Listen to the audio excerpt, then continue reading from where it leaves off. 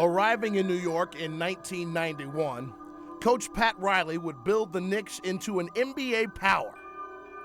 Under the leadership of Riley, New York had become the toughest team in the league. The man who once epitomized showtime and glamour with the Lakers now presided over a gritty group of Knicks, and he would drive them to the brink of a championship, reaching the NBA Finals in 1994. And they are celebrating here at Madison Square Garden. But in 1995, Riley suddenly resigned from the Knicks and became head coach of the Miami Heat. His abrupt departure led to bitter feelings in New York. There are a lot of people that felt that he abandoned the Knicks. A lot of fans said, hey, wait a minute, you came here, you promised us a championship, and you didn't deliver. It made the rivalry really hot. I mean, people were dying for that first game back with Pat Riley sitting at the other end. Well, now here comes the chant from the crowd here at Madison Square Garden. He got booed, and he was telling them to let it on out, let it on out. And I think that's where it started. Riley would transform the Heat into a ferocious, defensive-minded team, just like the one he left behind in New York. And when the two teams met in the '97 playoffs, they seemed to be a mirror image. Two monsters that he created going at each other. The Hatfields and McCoys. That's pretty much what it was, like a family feud.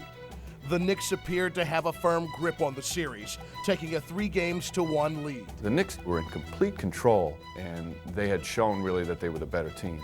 And what really causes the change in momentum in the series, something that has nothing to do with basketball. Oh, my. Oh, an ugly melee underneath Miami's basket. The fight broke out, with the bench cleared. Some of us came off the bench, some of us didn't.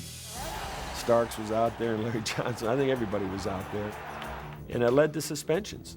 With several key Knicks suspended, the tide turned as the Heat rallied to win in 7 games, and a rivalry that was simmering had now boiled over. There was some feeling of injustice, so it all began to plant the seeds for something that was going to be bigger than it was. I think the Knicks were so upset at the way the series had finished off and what had transpired, they couldn't wait to play the Heat from the second that final buzzer sounded the next year. The Knicks would have their chance when they faced the Heat the very next season. And once again, a hard-fought series exploded into a brawl. And fists are flying at the other end. Larry Johnson and Mourning at each other. I remember my first thought was, no, please, not again. Someone's on the bottom of that pile. Jeff Van Gundy is on the bottom of the pile. To see Jeff, trying to tackle Alonzo, slide down and holding on to his legs for dear life, it's just funny. You can see how he was just dangling on my leg. It was like a piece of gum on my shoe. I just so happened to look down. I'm like, damn. Van Gundy's on my leg. Everybody says, well, what was going through your mind? Well, if I would have been thinking, I would never have attacked a 6'9", 270-pound guy. I wouldn't have gone out there and tried to break up the fight. So nothing was going through my mind, obviously. But while the incident had its lighthearted side, it also had serious consequences as Larry Johnson and Alonzo Mourning were suspended for Game 5. I remember seeing Coach Riley. After the game, he was leaning against the wall and stayed that way because he knew how costly it was going to be. The Heat were left without their centerpiece, and this time it would be the Knicks who would take advantage. They gained their revenge with a decisive victory, eliminating Miami on their home court. The Knicks finish off the Miami Heat, ending Miami's season in disappointing fashion.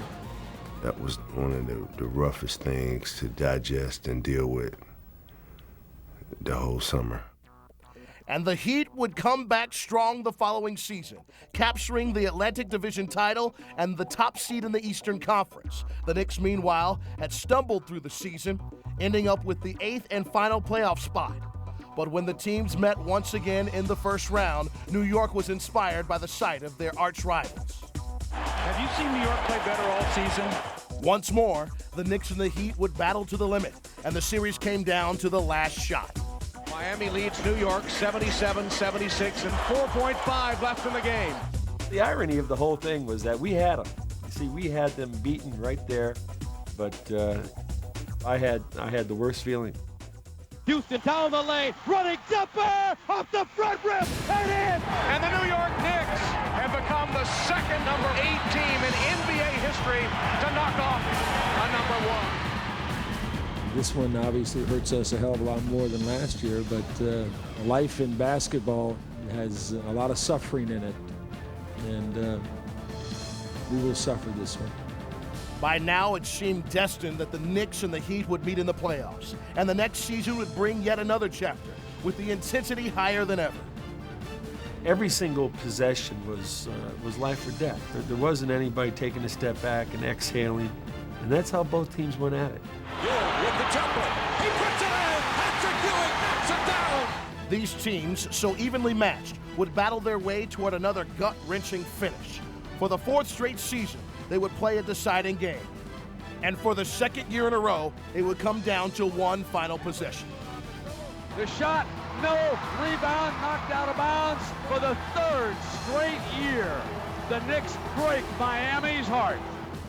You've seen, 2 teams go at it for 4 years as hard and as well as anybody, and I think you have to understand that. This was a very unique, matchup, and there's a lot of respect that has been gained, I think, over the years on the part of both teams.